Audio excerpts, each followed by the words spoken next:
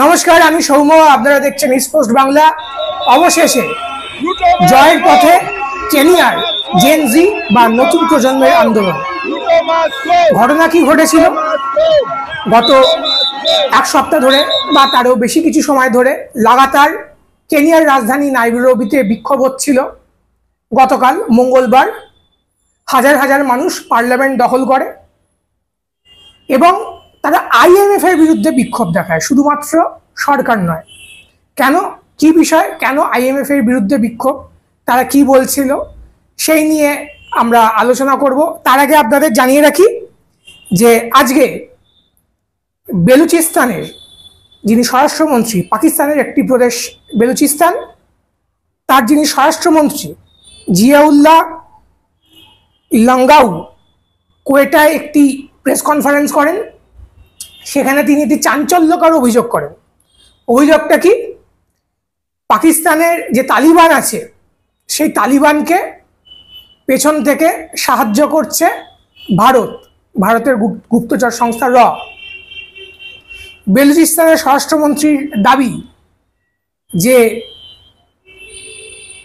পাকিস্তানি তালিবান এবং Balochistan liberation army, এই দুটো দল যারা পাকিস্তানের কাছে সন্ত্রাসবাদী, তাদের উদ্দেশ্য সম্পূর্ণভাবে ভিন্ন, উল্টো, কিন্তু তবুও তারা একসাথে গাঁটছড়া বেঁধে কাজ করছে।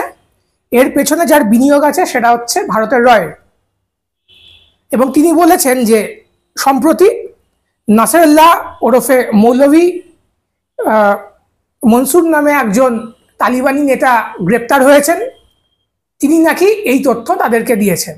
এছাড়া তিনি বলেছেন যে এদের অপারেশন থেকে মনেই হয়, বোঝাই যায় যে এটা ভারত সাহায্য করছে, যদিও তিনি কোনো নির্দিষ্ট প্রমাণ দেখাতে পারেননি।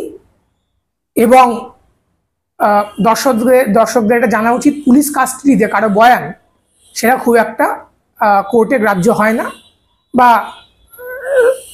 বিশ্বাসযোগ্যও হয় না। কিন্তু প্রমাণ না দিলেও আবার পাকিস্তান ভারতের বিরুদ্ধে এই সন্ত্রাসের অভিযোগ তুলল। অন্যদিকে এবার আসি কেনিয়ার কথায়। কেনিয়াতে আপনারা যদি দেখেন, বিভিন্ন যে মিডিয়া খুব কমই আইএমএফ এর নাম এনেছে, আবার অনেকে এনেওছে। জনগণের বিক্ষোভের একটা বড় টার্গেট, নিশানা হচ্ছে আইএমএফ বা ইন্টারন্যাশনাল মনিটারি ফান্ড বা আন্তর্জাতিক মুদ্রা ভান্ডার। কেন আন্তর্জাতিক মুদ্রা ভান্ডার?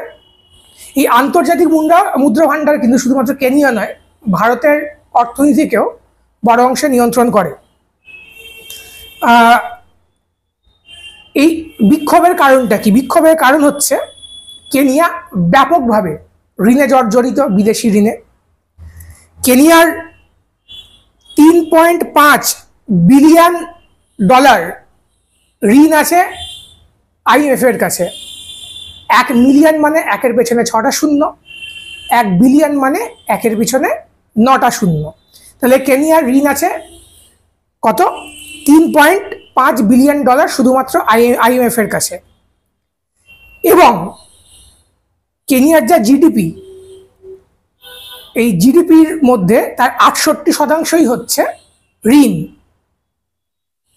আইএমএফ এবং ওয়ার্ল্ড ব্যাংক বা ডব্লিউবি, তাদের যে রেকমেন্ডেশন সেটা হচ্ছে যে এই ঋণের পরিমাণটা 55% অবধি ঠিকঠাক আছে, এর বেশি হয়ে গেলে সেটা সমূহ বিপদ ডেকে আনে। ফলত এই কারণে পুঁজি জমাতে পারছিল না, ইনভেস্ট আনতে পারছিল না, ধার পাচ্ছিল না কেনিয়া সরকার।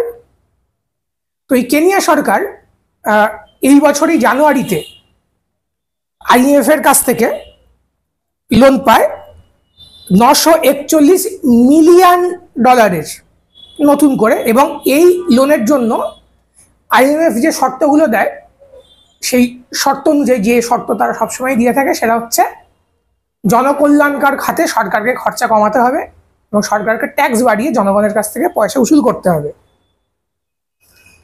এইবার ফিনান্স বিলে ওদের যে আর্থিক বর্ষ সেটা হচ্ছে জুলাই মাস থেকে জুন মাস পর্যন্ত।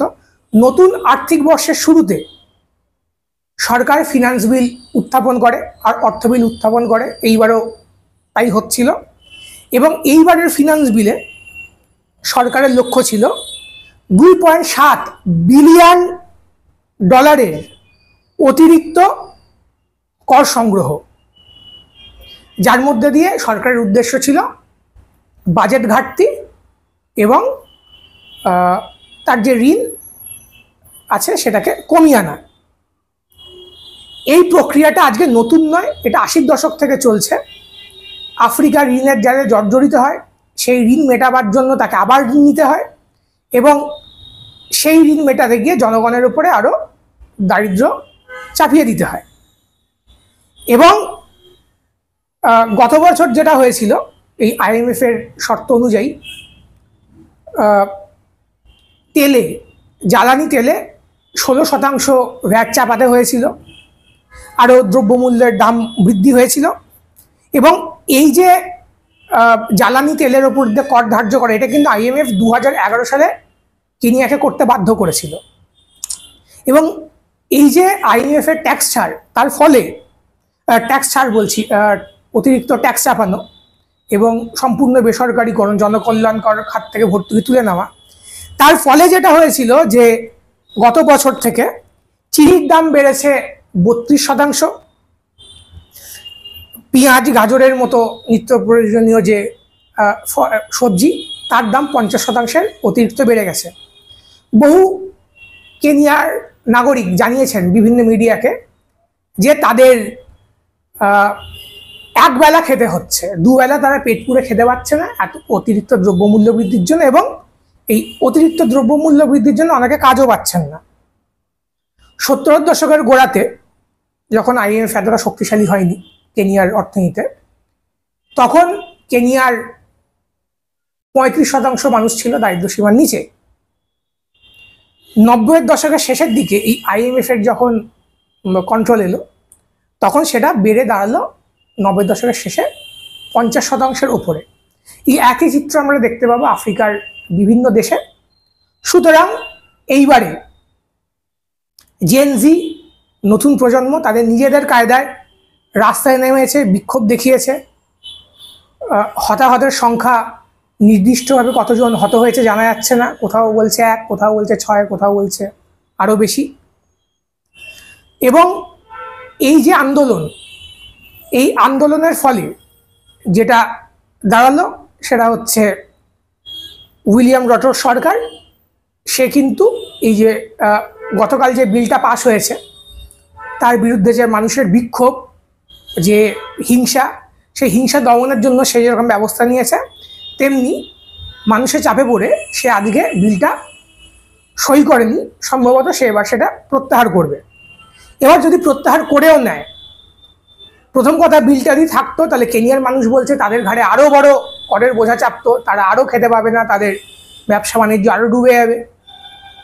আর যদি এই সমাধানটা না আসে, যদি এই বিলটা না পাস হয়, তবুও কিন্তু এই IMF-এর যে ঋণের ফাঁদ, সেই ফাঁদে কেনিয়া আটকে থাকবে। কিভাবে কেনিয়া আগামী দিনে বেরোবে, একটা কোনো বড় পরিবর্তন ছাড়া, র্যাডিক্যাল পরিবর্তন ছাড়া এই ঋণের ফাঁদ থেকে, পশ্চিমা দেশগুলোর ঋণের ফাঁদ থেকে কেনিয়া বেরিয়ে আসতে পারবে কি না, সেটাই আগামী দিনে দেখার।